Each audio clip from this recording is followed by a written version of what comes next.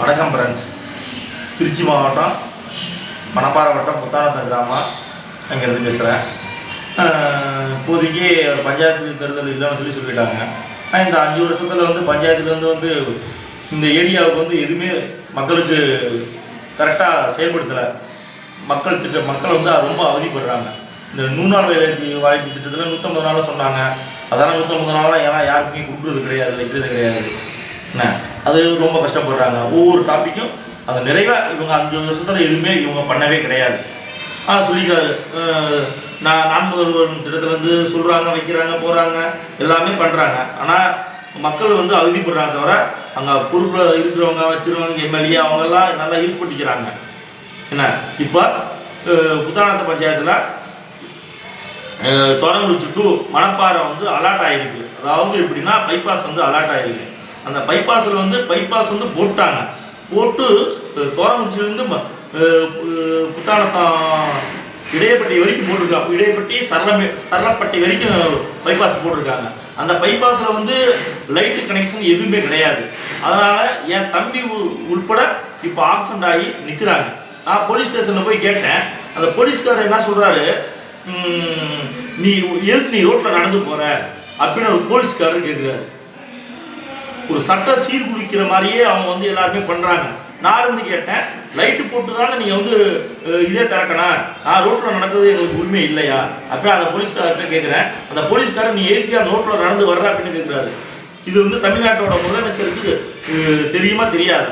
ஒரு ப்ராப்பர்ட்டி பண்ணையில் அது கரெக்டாக பண்ணிட்டு தானே அது ஓப்பன் பண்ணணும். இப்படி பண்ணுறாங்க. ஆக்சிடென்ட்டு இப்போ கூட சனிக்கிழமை அன்னைக்கு கரிஞ்சோளம்பட்டின்னு ஒரு ஊர் இருக்குது புத்தானத்துக்கு அடுத்து. அதில் கூட பொள்ளாச்சிலேருந்து வந்தவங்க ஆக்சிடென்ட் ஆகி அந்த லைட்டு வெளிச்சம் எதுவுமே இல்லாமல் மக்கள் வந்து ரொம்ப கஷ்டப்படுறாங்க. கஷ்டப்பட்டு காலையில் வெளியே 5 மணிக்கு ஆக்சிடென்ட். அதில் 16 பேர் ஆக்சிடென்ட் ஆகி கொண்டு போயிருக்காங்க. அந்த தகவல் இன்னும் எதுவுமே வரல, பேப்பர் இன்னும் வரல. எல்லாமே வந்து ஆக்சிடென்ட் ஆகுது. அதுக்கு வந்து லைட்டு விழிப்புணர்வாக லைட்டு போட சொல்லுங்கள். ஃபஸ்ட்டு வந்து எல்லா லைட்டும் போட்டாங்க. இப்போ பஞ்சாயத்துலேயே உருப்படியாக அதை யாருமே இல்லைனாலும் எதுவும் கண்டுக்க மாட்டுறாங்க. வந்த ரோடு செக்ஷன் எல்லாமே வந்து அவங்க கட்சிக்காரங்க வந்து ஆக்குமைப் பண்ணி போயிட்டாங்க. கவுன்சிலரும் சரி எல்லாருமே எதுவுமே பண்ணவே கிடையாது. இந்த புத்தானத்த பஞ்சாயத்துக்கு எதுவுமே பண்ணவே கிடையாது, பண்ண மாட்டுறாங்க. நான் போய் கேட்டதுக்கு போலீஸ்காரர் அதே மாதிரி சொல்கிறாருங்க. அதுக்கு என்னென்ன தெரியலை. நாங்கள் 2 லட்ச ரூபா போய் அந்த தம்பிக்கு இது பண்ணியிருக்கோம். ஆனால் அளவு பண்ணப்பட்டியிலேருந்து அந்த பையன் வந்து ஆக்சிடென்ட் ஆகி தண்ணி அடித்து அந்த இருட்டில் வந்து விட்டு இறந்து போயிட்டாப்பே. ஆனால் கம்ப்ளைண்ட் வந்து அவன் வந்து எங்கள் மேலே கொடுத்துருக்காங்க. அது எங்கள் மேலே கொடுத்துருக்காங்க. அதுக்கு கேட்டதுக்கு அவர் வந்து சொல்கிறாரு, ஆக்சிடென்ட் ஆனவங்க உடனே போலீஸ் அவங்க வந்து எழுதுனோடனே எல்லாமே நம்மளுக்கு சாதமாக எழுதிட்டு அவங்கள்ட்ட பணம் வாங்கிட்டு அவங்களுக்கு மாற்றி எழுதிட்டாங்க, எஃப்ஐஆர் போட்டாங்க. அவர் கேட்டோம்னா போய் கேட்டதுக்கு அவருக்கு என்ன பதில் சொல்கிறாரு, நீ ரோட்டில் எதுக்கு உங்கள் தம்பி நடந்து வர்றான் அப்படின்னு கேட்குறாங்க. இதுக்கு வந்து மக்கள் வந்து ஒரு நல்ல தீர்வை சொல்லுங்கள். வர்ற எலெக்ஷனில் நல்லா தலைவரை தேர்ந்தெடுத்து ஓட்டு போடுங்க. மக்கள் பிரச்சனையை ஃபஸ்ட்டு தெளிவுபடுத்துங்க. பஞ்சாயத்தில் வந்து தெளிவுபடுத்தி போடுங்க. ஓட்டை வந்து யாருக்கு போட்டாலும் சரி நல்லவங்களுக்கு போடுங்க. ஆனால் எல்லாருமே பணம் சுருட்டுறவங்கள தான் இருக்காங்க. யாருமே வந்து மக்களுக்கு செய்யணும் வந்து இதே இல்லை. ஆமாம், இதுதான் மக்கள். ரொம்ப வருஷம் சென்று இப்போ எத்தனையோ கோரிக்கைகள் நான் சொன்னேன். அதெல்லாம் கிழிச்சு போட்டுடுறாங்க, வச்சிடுறாங்க. ஏழை எளிய மக்களுக்கு ரொம்ப கஷ்டப்படுறாங்க. இந்த ஏரியாவில் வந்து குளத்து வேலையினால தான் அன்றாட வருமானமே. ஆனால் அந்த வருமானத்தையே அவங்க வந்து ஊராட்சி மன்றத்திலேருந்து நல்லா வந்து வேற கொடுக்க மாட்டுறாங்க. கரண்ட் பில் கட்டாதான் தருவேன், இது கட்டாதான் தருவேன், அது மாதிரி எல்லாம் ரொம்ப பேசுகிறாங்க.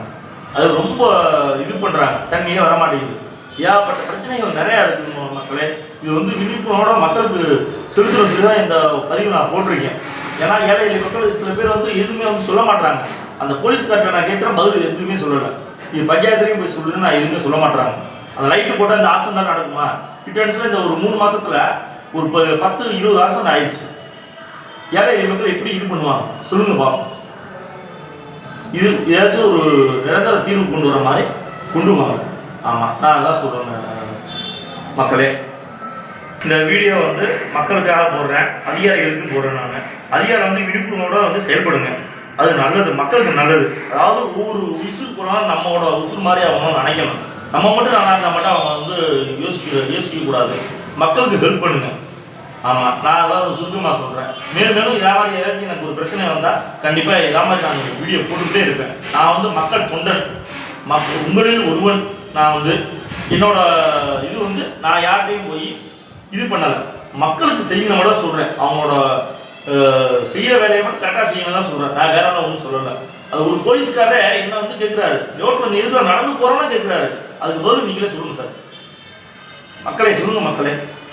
இதுதான் ரொம்ப மன வருத்தங்கள் ஆயிடுச்சு. ஒரு மாதமாக தூங்கவே இல்லை. அது எனக்கு வந்து ஆள் பலம் இல்லை. பணம் இருக்கிறவங்க வந்து டக்குன்னு அவங்க கேஸ் மாற்றி இன்சூரன்ஸ் அவங்களுக்கு போகிறதுக்காக அவங்க வந்து இறந்து போன பையன் வந்து தண்ணி அடிச்சு தான் வந்து ஆக்ஷன் பண்ணான். ஆனால் அவங்களுக்கு பணம் வாங்கிட்டு அவங்க இது பண்ணிட்டாங்க, கேஸ் போட்டாங்க. பார்த்துக்கணும். அது போலீஸே வந்து அவங்க எழுதுன மாற்றி எழுதிட்டாங்க.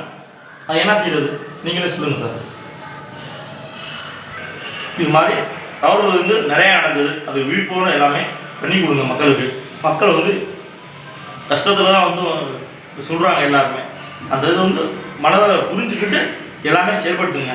அதான் இதோட நான் முடிச்சுக்கிறேன்.